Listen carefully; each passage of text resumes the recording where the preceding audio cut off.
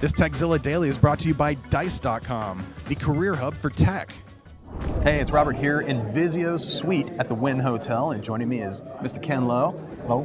I call him the chief scientist for Vizio. This guy seems to know everything and anything about what goes on in terms of what the company's making and producing. And we're here to take a look at the 2011 lineup, which includes some pretty cool 3D tech, as well as some other integrated CE devices that you'll see coming out later this year. Ken, thanks for joining us. You're welcome. Tell us a little bit about what Vizio's doing in terms of 3D. So what we're doing with 3D, we decided that the best experience for 3D is using the pattern retarded film on the panel. It adds a little bit of cost to the TV, but then you can use regular polarized glasses instead of the heavier shutter glasses with the batteries.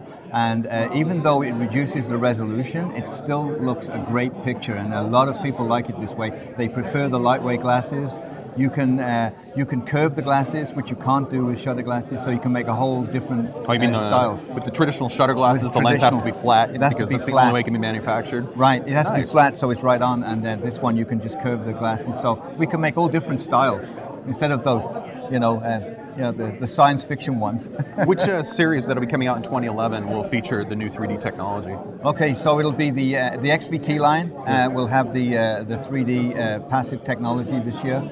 And also, we're looking to see if we can trickle that down to our M series as well later on in the year. Going forward, where do you think that the 3D technology is going? You said there was a resolution loss with the current panel technology, the way the filtering, or the way the polarizer works, the circular polarization technology compared to the standard polarization that other folks are using. Yes, the polarization is an alternate line, left eye, right eye. So theoretically, you have the resolution, although it doesn't look as bad as that. It's much better than that. But if we take a panel, instead of having a 2K by 1K panel, if we can get a 4K by 2K, then we can go back up to the original resolution. The only problem is getting it for the right price. Gotcha. So we're watching that all the time. So you're saying the new technology for 3D is really going to help promote, in a way, the transition to higher resolution screens, most likely, it sounds like. It could very well do, yes, could very well do. If there's a lot of demand there for it, then it will go that way. Has anything changed as far as the integrated application features of the new 2011 lineup? Okay, so all those TVs that have the 3D passive display, they all use the VIA, the Vizio Internet apps.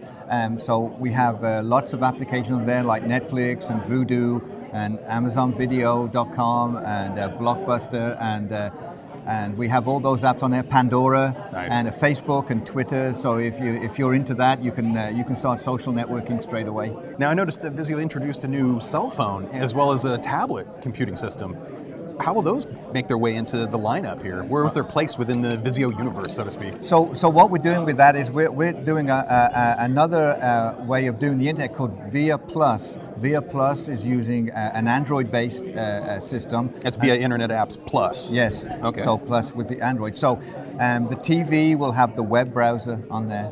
I won't say which type, but you know what I mean. That's cool. And the apps on the TV will be the same apps on the tablet and the same apps on the phone. So that way a developer only has to write one app and it's good for all devices.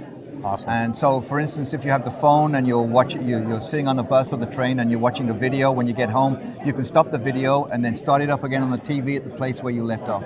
Terrific. Yeah. Ken, it sounds like you guys have a pretty incredible lineup for 2011. I want to thank you again for your time. Well, thank you, Robert. Pleasure. Thank you. Thanks to Dice for sponsoring our coverage of CES 2011.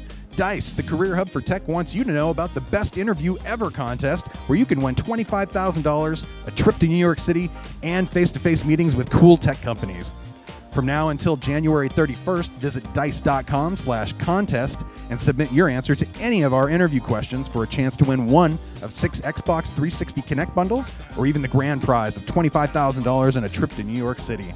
The new Best Job Ever host, Veronica Belmont, will announce the semifinalists in the season premiere of the series in February. Remember, if it's not tech, it's not on Dice.